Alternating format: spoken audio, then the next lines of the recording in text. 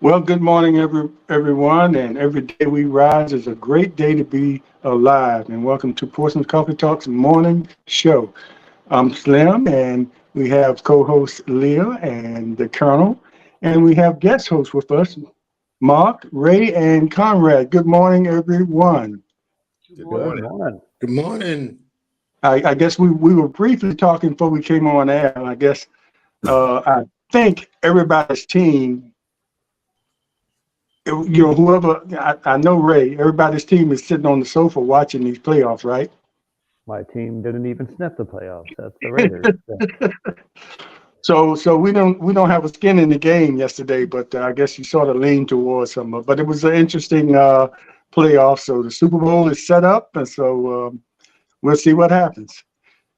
But anyway, good morning, and we are going to talk a little bit this morning about regionalism, and I want to start with Mark because Mark is a part of the, and I'll let him talk more about it. He's on the advisory committee of the Hampton Roads Transportation District Organization and the Hampton Roads Planning District Commission, which they have an advisory citizens committee to this. But the commission is something that I think some years back they merged.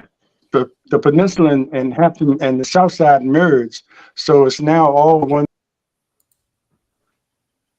Helps me out because I used to talk about I didn't see a lot going on as far as regionalism between all the cities. So I got a chance to watch the meeting yesterday that they had on, I think it was the 24th of this month, and sort of renewed my faith in what we're doing, what we're trying to do as a region, as the Hampton Roads region. So Mark, tell us a little bit about that since you're involved with that, and it can take us in our discussion about regionalism. But this is an important part of the planning regionally, how we can be strengthened by coming together. And one thing I like to make the point too, we always talk about the 7 cities of Hampton Roads, but this committee includes, Williamsburg and Franklin and some other surrounding counties, which also will be affected by whatever comes out of this commission. Mark? Thank you, sir. Let me toot the Portsmouth horn for a minute. So I chair the Community Advisory Committee, which advises both, as Slim said, the Transportation Planning Organization for the region and the Planning District Commission. And we are part of the Diversity, Equity, and Inclusion mechanism for projects that are undertaken regionally. And this committee has existed for about 8 years. It came out of a quadrennial review by the Federal Highway Administration, looking for a way to increase the citizen participation in the planning process for transportation and other projects. What has become increasingly important in the region has been resiliency planning, specifically related to sea level rise as a consequence of global climate change. And so that brings to bear a lot of diversity, equity, and inclusion issues, because as it turns out, the parts of our region most vulnerable to flooding and sea level rise tend to be the historically underserved communities in the region. So the regional leaders who make up these two bodies that I've mentioned are drawn from the administrative portion of the cities and counties, that is to say, the city managers and county managers and representatives of city council. There are also members of the General Assembly who sit on both bodies. You didn't see them, Slim, in the last video because the meeting on the 18th followed the start of the Virginia General Assembly. So those seats are vacant for the 2 months that the General Assembly is in session. So, tuning the Portsmouth horn, as I said, for the 8 years that this committee has existed, the chair of the committee has been from Portsmouth. Terry Danaher was the initial chair. She served 3 terms under the old bylaws, and I am in my 2nd term and will be leaving after next year. And so Portsmouth has sat at the chair of the citizens body since its founding. Okay, I might add too that Mayor Glover is the vice chair of that commission. And Mark, how do people get appointed to the advisory committee from each of the cities? So under our current bylaws, the region recruits people from the various counties and cities with input from current members of the commission and current members of the parent bodies. And the mayors or chairs of boards of supervisors put their seal of approval on appointees. So how they meet every 2 months, I believe. So how effective? I mean, do you notice that the cities bring back? I know that many times in the council meetings they will mention that they are a part of the group and might say a little bit about it. But how much information? Because watching that meeting yesterday, a lot of information was shared. And I don't even know, and I encourage the panel here to go on YouTube and pull up the Hampton Roads District Commission and look at that meeting, the last meeting they had, the wealth of information, forecast for the future and what they're doing. And they're involved in a lot of things as far as education, environmental education, civil rights, housing, of all the different. So they look at Hampton Roads as a whole, which can be an advantage, when developers come to this area, they look at us as a whole with the population, booming like it is, collectively how big the population is. So I just want to know how much do the Portsmouth representatives bring back to the public? I mean, do you see enough coming back to us as far as all that information that's shared that I saw? One of the side effects of all the fulmination that's been going on in city council is, during the council liaison reports, which are part of the work sessions on a regular basis, is information from the regional meetings.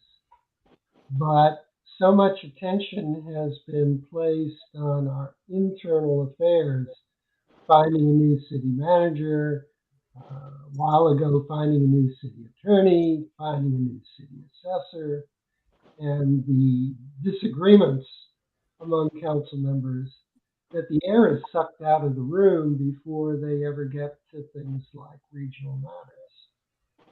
And it's purely discretionary. What the mayor chooses to say or doesn't choose to say during that time on the agenda affects what the public sees and hears. Not terribly long ago, they invited our then regional economist to come to a work session, and he did in Portsmouth work session a complete copy of the report that he gave at the region. I mean, this could happen at any time at council's request. But again, we've been so focused on our own internal disharmony that this stuff is getting squeezed off, and it's a shame. Yeah, this panel is well aware of that. Co-host, any questions, comments, or commentary? I would Oh, contend. I will say, having been there on council 5 years total, Mark is absolutely right. A lot of issues take precedence over regional issues unless it's something significant. Just like recently, you heard him talking about the sale of International Gateway possibly to the Port Authority. It's big items that, affects money directly that tend to, overstep other things on the agenda. But because there's so much regionalism activity and interaction between the cities and even the school systems that go unnoticed, over and over. And that's unfortunate. And I'll say this too, it is a public meeting, and the office is in Chesapeake, near the Chesapeake Conference Center.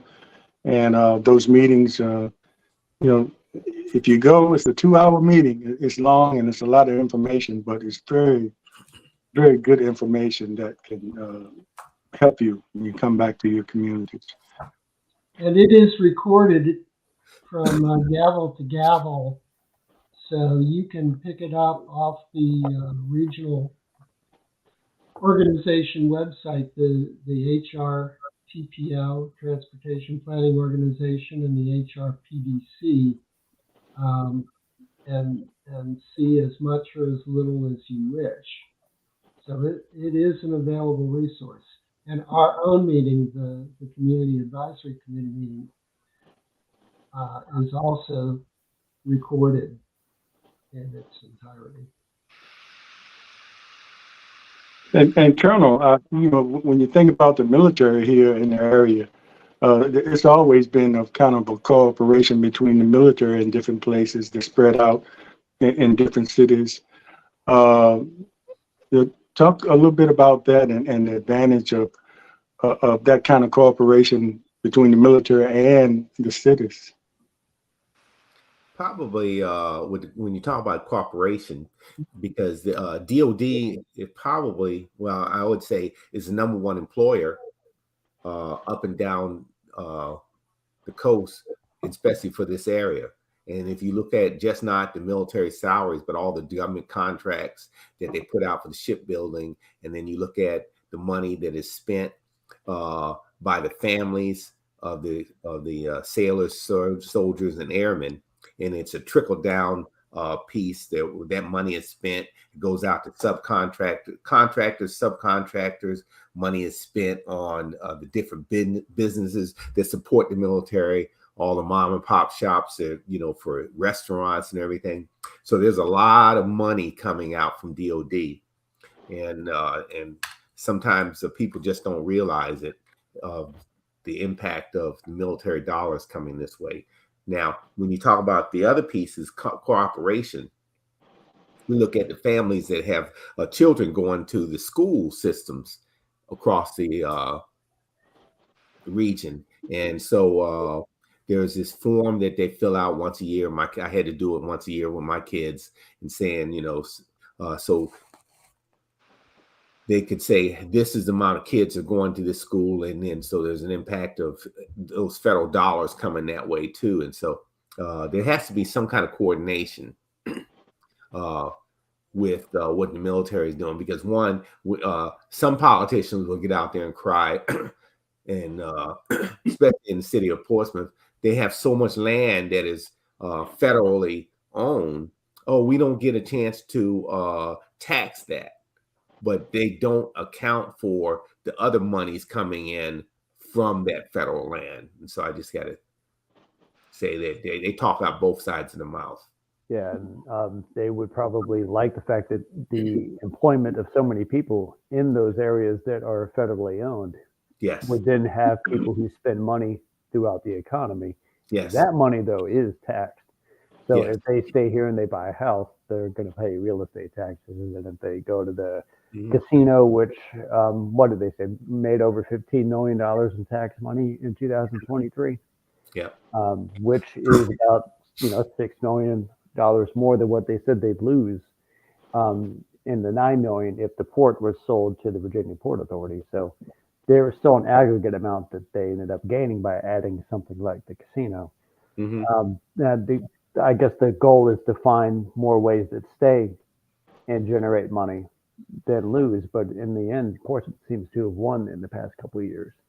And I guess they're good to fight for that, but it's not like that goes away. It's just changed ownership, and maybe at the Port Authority doing that a little bit, in theory to them, not saying it's true or not, but in theory to them, that generates a little bit more overall trade in the Portsmouth and Norfolk area, which would just, for the region, be a little bit better.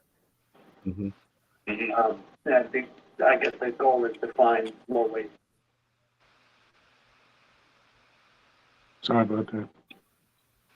Just a little bit. So, in terms of organizations, there is an organization, a regional organization called the Hampton Roads Military and Federal Facilities Alliance. HARUMFA is the acronym.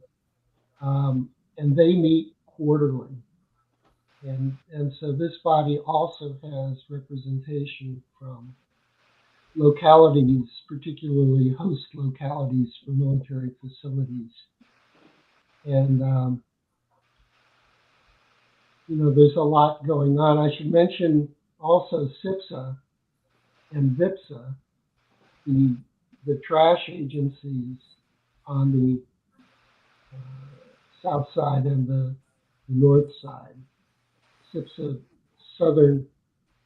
Southeastern Virginia Public Service Authority, which is 8 localities on the south side, and VIPSA, the Virginia Peninsula Public Service Authority, handling trash.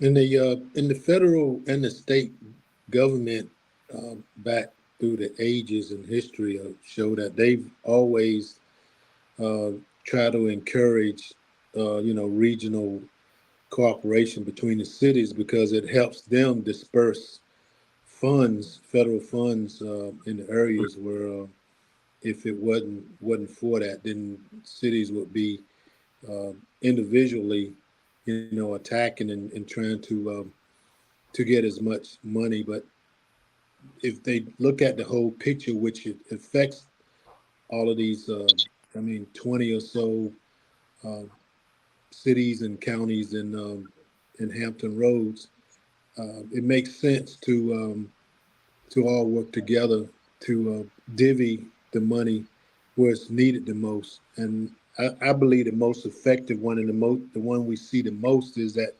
Transportation Authority, because that's huge, and it's composed of business people and state officials, and mainly, and even at times federal officials will attend. But all of the road construction, which we all know too, Virginia is always behind in keeping up with traffic and roads, but they have made some progress, and you see the work going on which connects all the way from Virginia line. I mean, on the south side, all the way up through to almost Richmond now on 64, and now you see, where the money is going to building new bridges, because that's millions and millions of dollars that's being utilized in cooperation. There's some a lot of folks, and as James brought up earlier, a very few folks know about a lot of this kind of activity.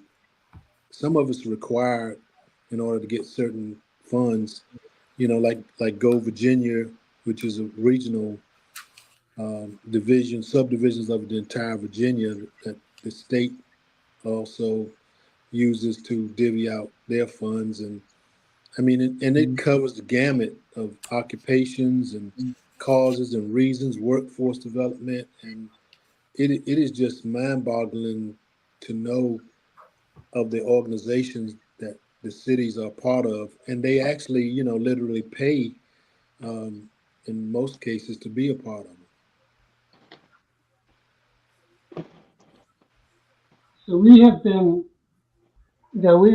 very focused on highway construction here, especially since the General Assembly enabled the creation of regional transportation funding bodies.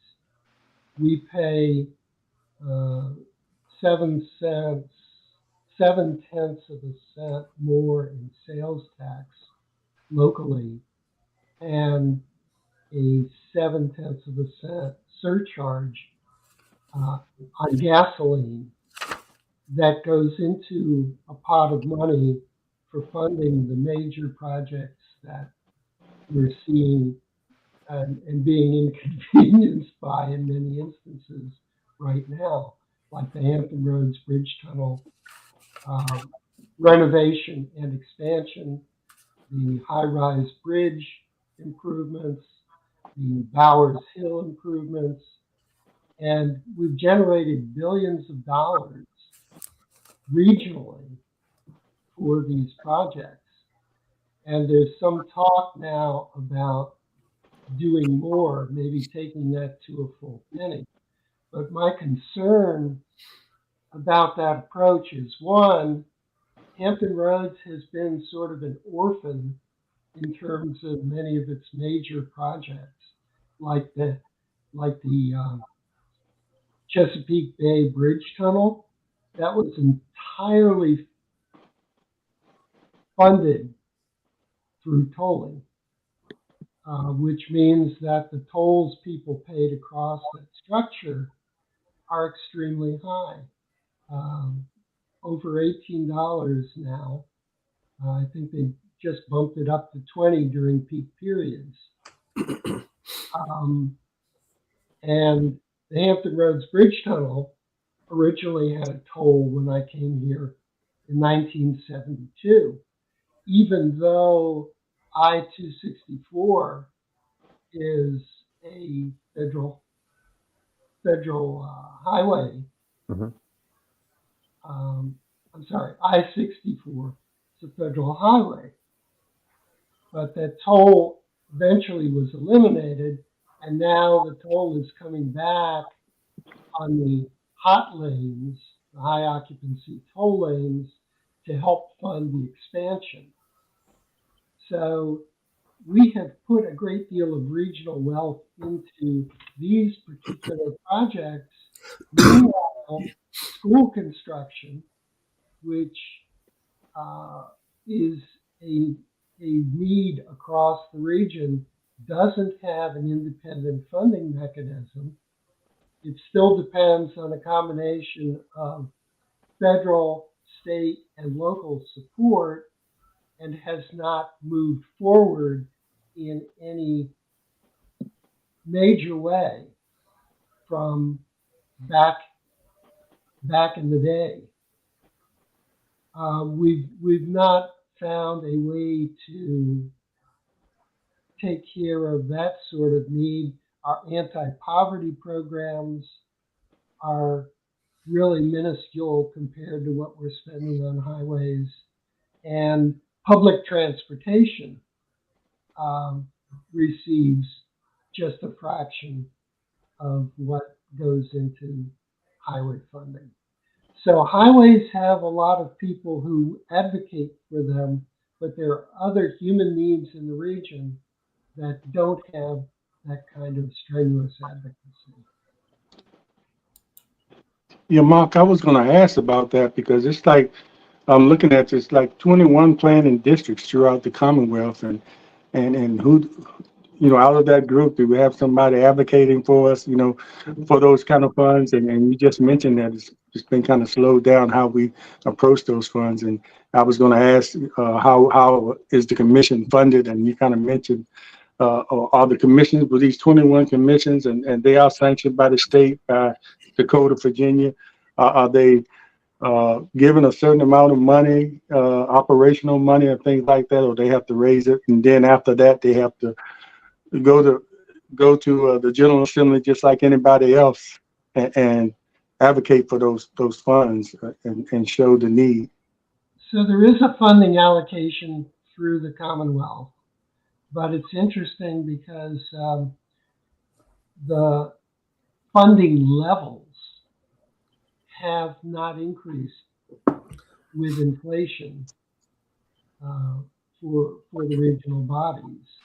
And the constituent localities also chip in, but a lot of it is applications, is by means of applications for grants of various types. And so it's a real hand-to-mouth situation in some cases. There are some, I believe, 42 people who work at the regional level. And when you go through the Community Advisory Committee at one of its recent meetings, had a tour of the regional building, there's an amazing amount of work that is going on there from these 42 people serving a region of 1.8 million.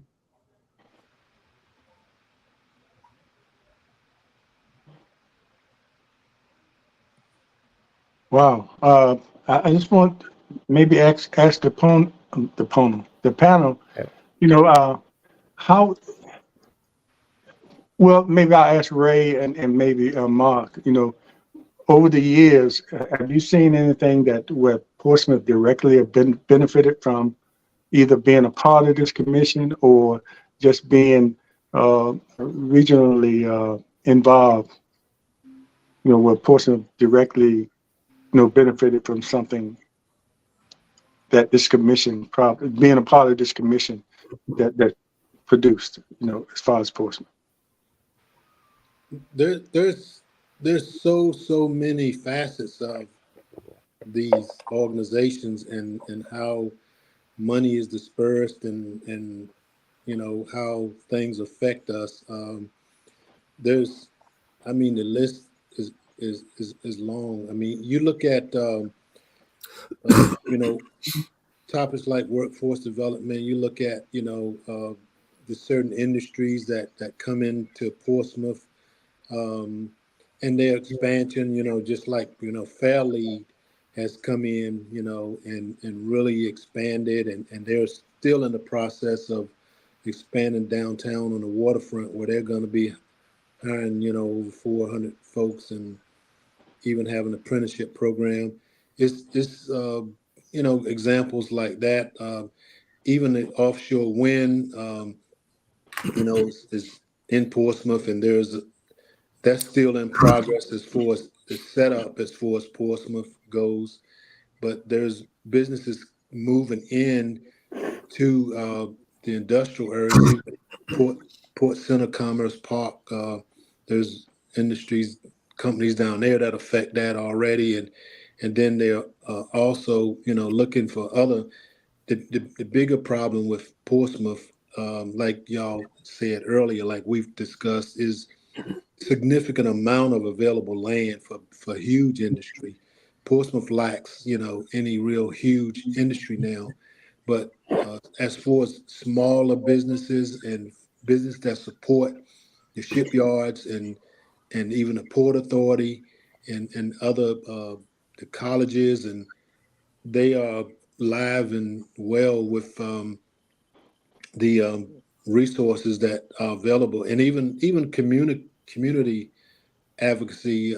Those they have parts of the organization that uh, community advocate groups can come to sort of do things in the community to generate interest and to bring people into the city, tourists or folks visiting, real estate, you name it. It's really complicated, how a lot of these organizations work, how they operate. You got the Hampton Roads Executive Roundtable. That's a lot of CEOs and top ranked business people that are part of, and even some of the local officials.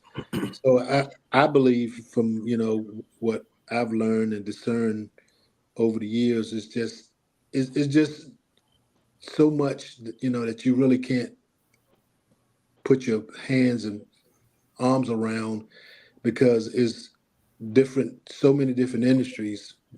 Most of it, as we all know, centers around the military, with Department of Defense, as Colonel said. So we do, Portsmouth does clamor about having less available land, but even a lot of those military folks that do come in, they don't live in Portsmouth. They live other places and they come in.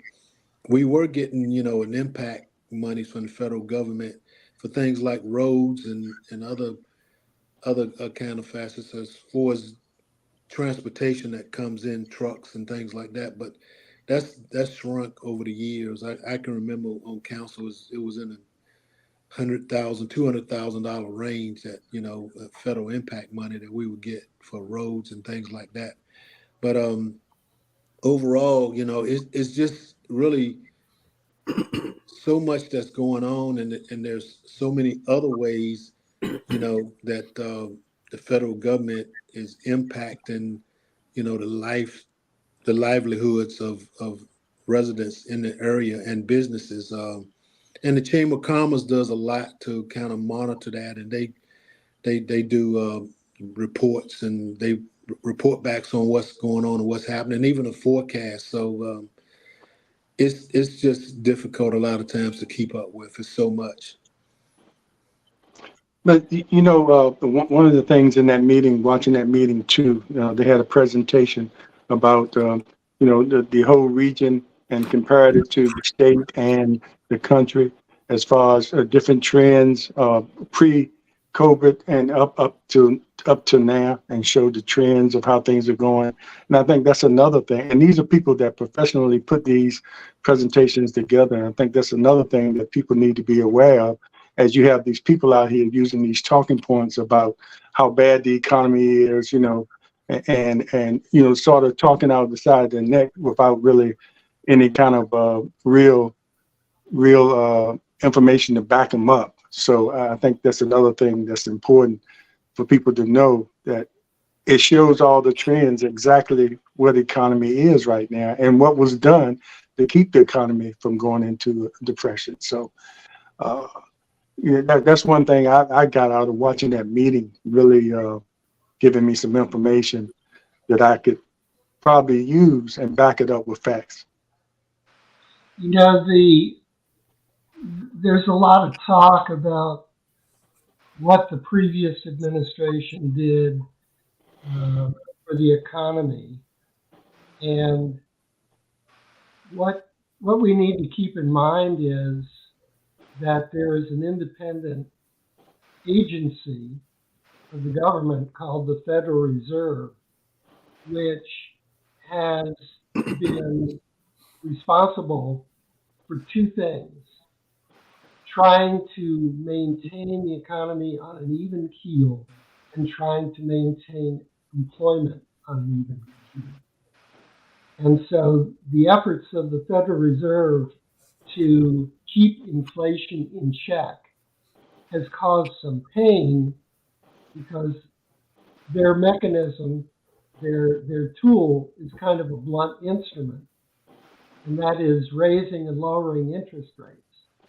So to take the steam out of the inflation that's been caused by the pandemic itself, the infusion of money into the economy in massive amounts from federal spending during the pandemic, the war in Ukraine principally, and to a lesser extent in the vicinity of Israel.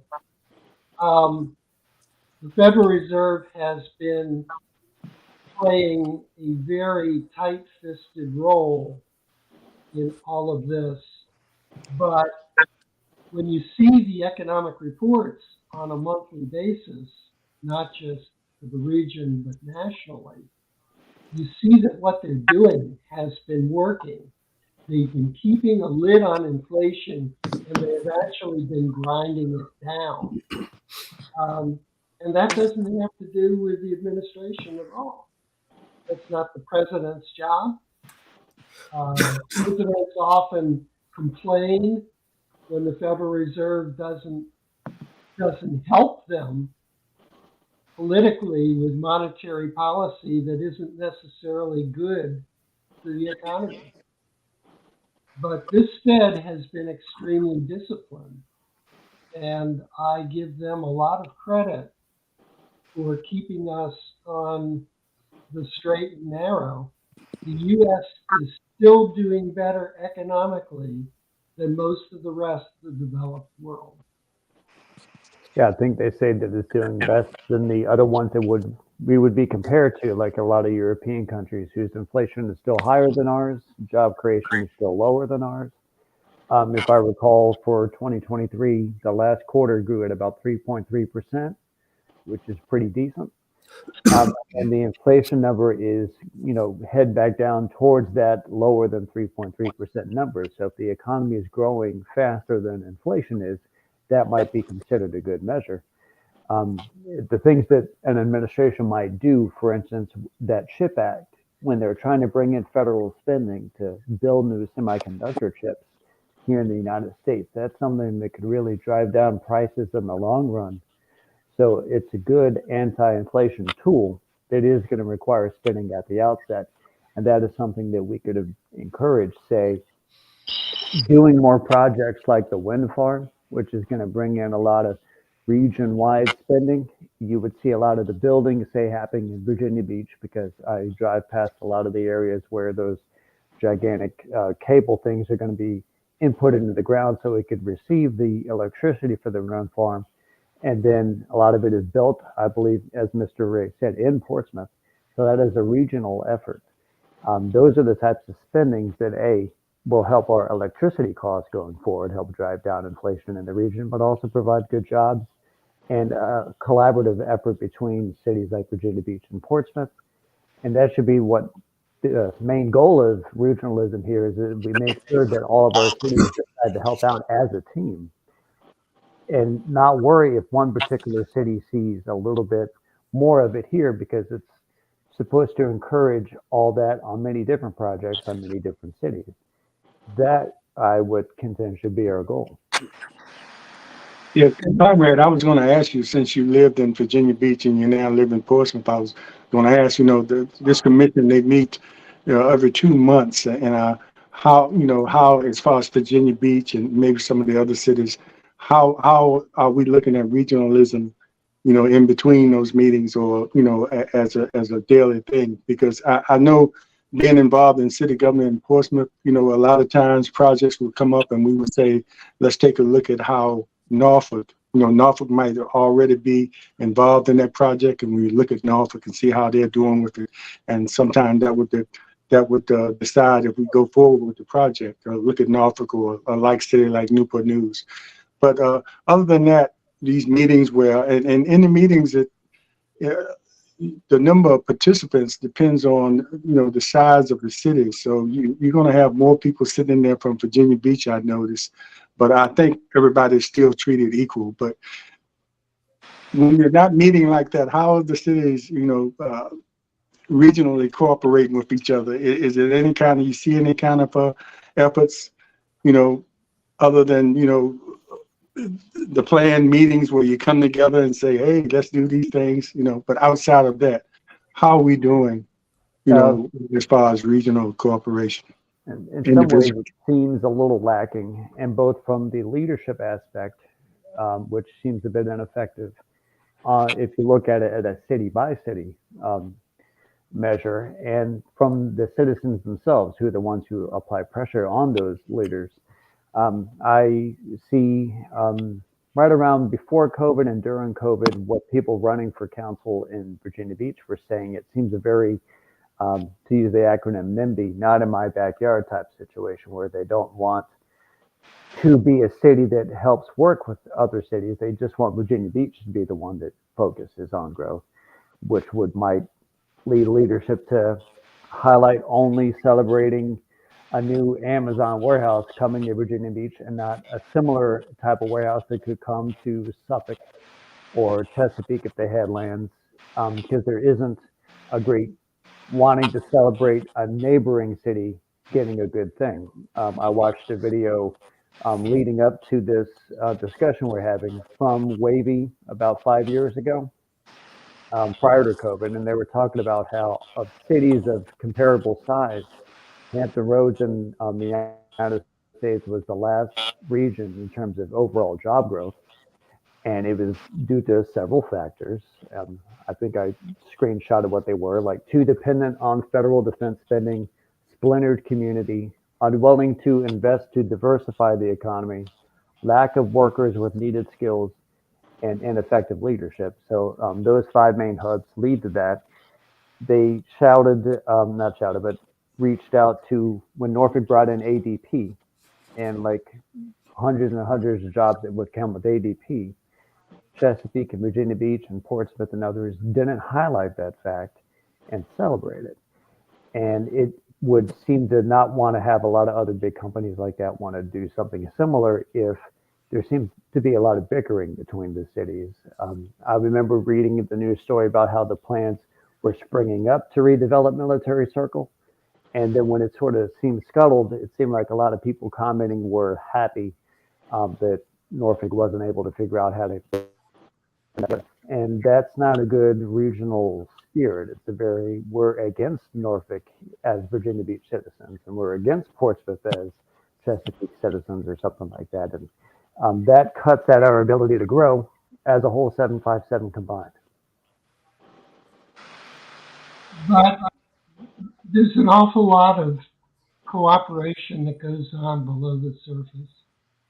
The things that make it into the press. At the regional meeting on any work day, there are probably 2 or 3 committees meeting there. Public utilities, emergency services, there's a mayors and chairs committee on gun violence in the region. All of these things are put together under the umbrella of the region, and there are communications, peer-to-peer communications within the permanent government, which is to say the public employees who work for the respective cities and counties about their areas of expertise. Emergency communication, we had a big conversation at the chief administrative officers meetings 2 months in a row because we have a very old intercommunication system, and it has shown its weaknesses as technology has advanced.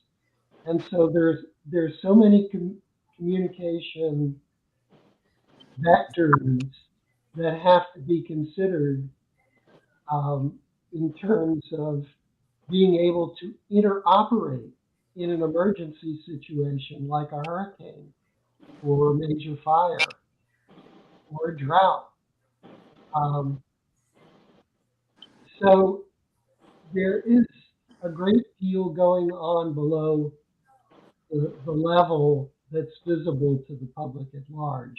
And yet without that facilitated communication within the region, we'd unravel. We just couldn't keep it together. But to one of the points that Conrad made,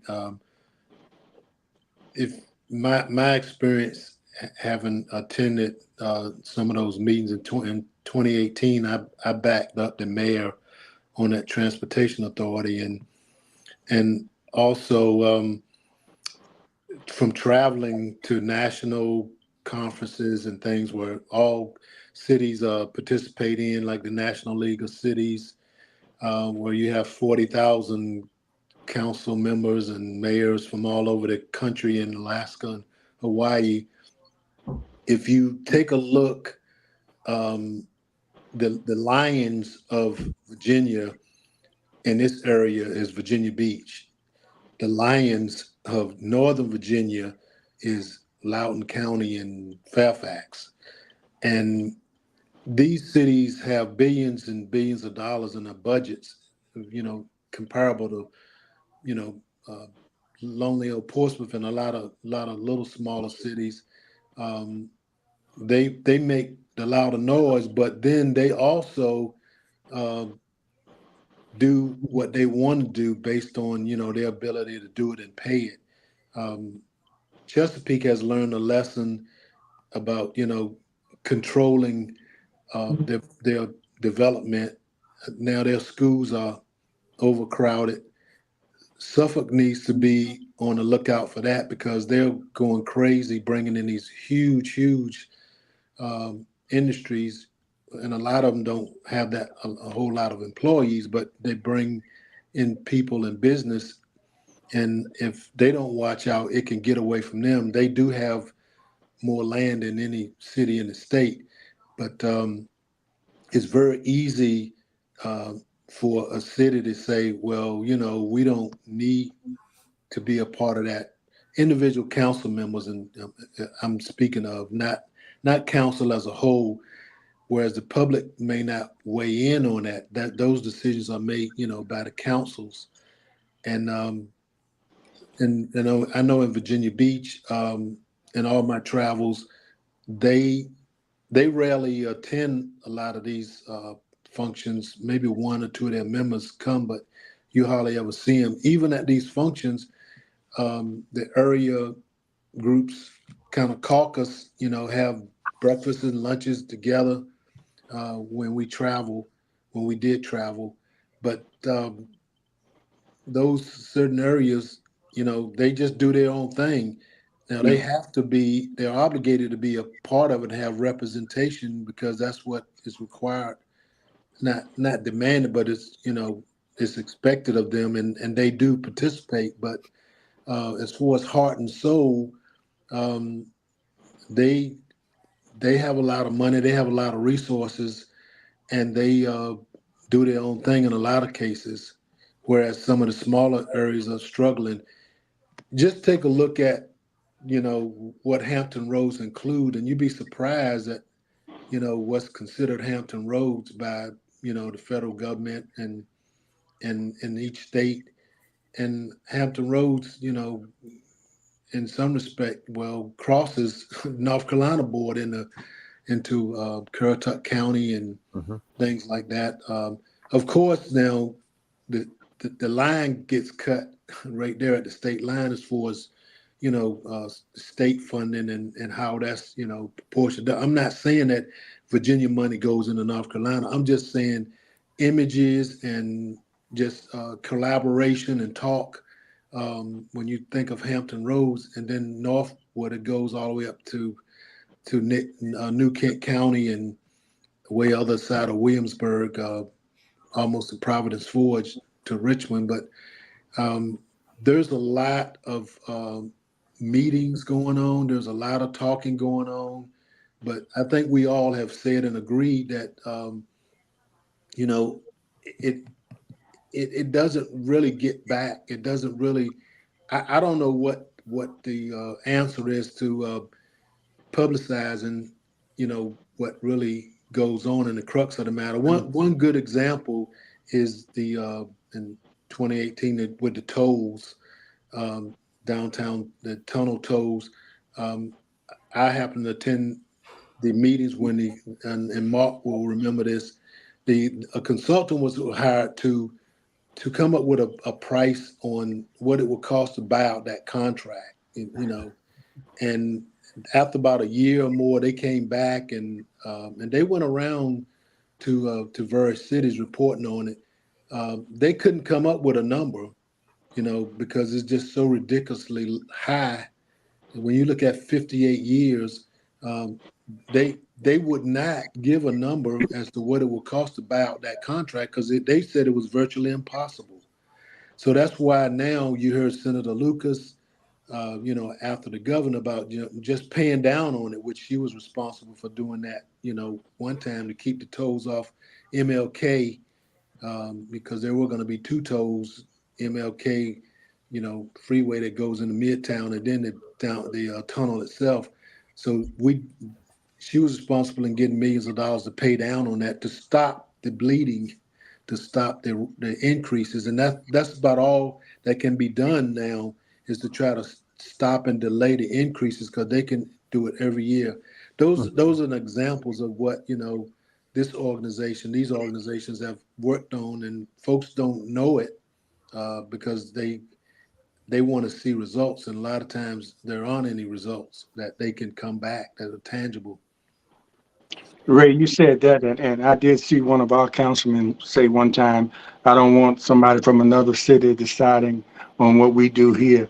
Now, and the council is the has the final say so, but you don't cut off the opportunity of dealing with somebody from another city that might have experienced something before you, and say you don't want somebody else deciding what you do. I think you sort of, that's not fair. But I want to ask the Colonel. Colonel lives in Suffolk by way of Portsmouth and a lot of other cities that being a military brat took him to. But Suffolk and Portsmouth, just like Chesapeake and Virginia Beach, you can be riding in some areas and you don't know if you're in Virginia Beach or Chesapeake, or then the same thing with Suffolk.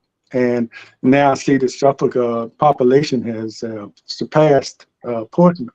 And Ray, you're right. At one time, they had one of their things was to make sure that they protected a certain amount of land, so it wouldn't be developed. And now it seems like they're going way past that, and they could end up like Chesapeake with the overcrowdedness. But anyway, Colonel, do you see the advantage of us working more with Suffolk since we border them? At one time, we had Mid City and Tower Mall and downtown. A big portion of our customers came from Suffolk. Now, a lot of us are going to Suffolk with those areas they have out there. But, what would be the advantages of more cooperation between our two councils since we border each other? Because we might have some things that Suffolk might need. Well, our water is there and stuff. The main water source is there. But how do you feel about that? Should it be more cooperation between the councils and not I got mine and you get yours? Very much. No, but there should be planning individually for each city. But then, but there's a regional piece that we need to, because there's strength in numbers and there's power within strength when you have the numbers. And then so what Suffolk has done, because one, it has the ability, it has the unique ability or unique asset of having a landmass that is expansive. And then so they've had a controlled growth. And so you'll see that it's popped up. You see more apartment buildings, more subdivisions, and with those subdivisions come in, you have those real estate taxes coming in with the apartment growth because of the cities. I mean, and population growth. You see the apartments growing. That brings in more money, jobs, which helps our tax base. And just because we have the land, we can do that, but we have to plan, like you say, to say, okay, when I put up this apartment building, that there's a cost to it because you have the infrastructure cost, and I have the kids coming in school, so I need to have a set aside. So what we did in Texas, like per se, if you want to build a house or a subdivision, you had to put so much money to the school system. And but we've planned that out. And so that's how that's affected. That's how Suffolk has gotten around to it. They've done great planning. And with that planning goes, they haven't had some of the disadvantage of having council members that don't know what they're doing. Yeah, 'cause at one time, it was and I don't know, Ray, you can tell me. Remember the Tri-City buildings that was like a cooperation between Suffolk and Portsmouth. It was right on the border, and I don't know if they're still in operation. You remember that, Ray? Yeah, they are. They're still live and well. ODU and Suffolk, and those buildings are still near Harborview. Is what you're talking about? Yeah, Yeah, it they're was a still lot of work active done and there. Yeah, they're people. still working.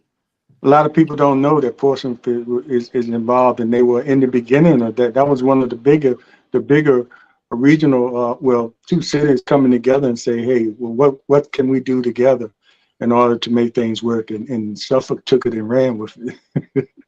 But Yes. it's good to know that we're still involved. It's still, because sometimes things like that happen, then Suffolk or one city just takes over the other. Mm-hmm.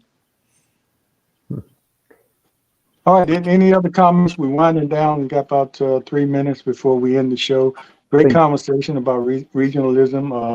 I wanted to get here just and talk about what is already organized as far as the commission that's set up there. So, and take it from there and talk about regionalism. So there's some things in place. We just have to make sure that people know that they're in place. That's where it's lacking sometimes. I would, Any- yeah, I would want both local governments and local citizens to be more willing to appreciate things coming in if it happens to be at a nearby city as opposed to in their city.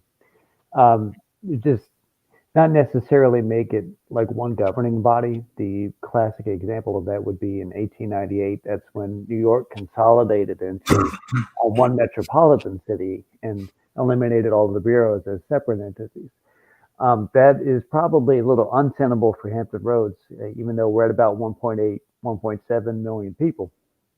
It's going to be probably impossible to make it all one government, but we could still work together. And if Virginia Beach helps out Portsmouth in some ways, and Portsmouth helps out Virginia Beach, and we all say fight together to reduce tolling or something like that, this is steps that we could do to become more of a team, which would make more businesses want to come into the area. So it's just work together. I was positively influenced by my experience in the last 2 years of high school where I lived in South Florida with the idea of an integrated county system, specifically Miami-Dade County, which encompasses more localities than our region does. And so you have this umbrella of service support through Miami-Dade County. And one of the major activities that they are responsible for is education. So all the school systems are part of the county system, and the wealth of the region or the county is applied countywide. So some of the disparities that you see in a state where there are rich areas and poor areas are mitigated by having that county structure and funding mechanism. I think that would be beneficial in Hampton Roads. And as far as the minorities go, and their role, and recently, well, not too long ago. Of course, the Urban League has been around, for years and years. They're involved in a lot of this activity as well. They have representatives there, and the organization called Black Brand. They sort of like the Black Chamber of Commerce in the area, and they're regional as well, and they're interacting now with cities, and cities are being introduced to their services that they provide. Like the Hampton Roads Chamber of Commerce. So Shout out to they, Brian Owens on that because I tried to bring him on this show, and he works yes, with Black Brand, and they have the Workforce Accelerator stuff. Some yeah, really good things that they're doing. yes, absolutely. And people don't know about them, and that's, it would be good, James, to get someone from them, like, Comrade is suggesting to come and just tell you, they do so much. I don't know how much time you'll have for them, but at least they can introduce themselves, because a lot of folks don't know. A lot of businesses aren't aware of them. And we also have the Hampton Roads Workforce Council, which is Yeah. Yes, too. That's pretty big. yes, yes. And they take in consideration that, women, the SWAM, the minority businesses, and they all, ensure that those types of population are, included and heard and become a part of what's going on. Okay. The more you know, the more you know. And every Monday morning, I always lead off with "Every day we rise is a great day to be alive." But I like to add to that, "Every day we rise is a good day to be aware, informed, and involved in your community, your city, and regionally." So just make sure you are informed. That's the big thing. Education is the key to just about everything. So I want to thank you, gentlemen. And Leah didn't run out on us. She texted me and said her internet went out. So Yeah.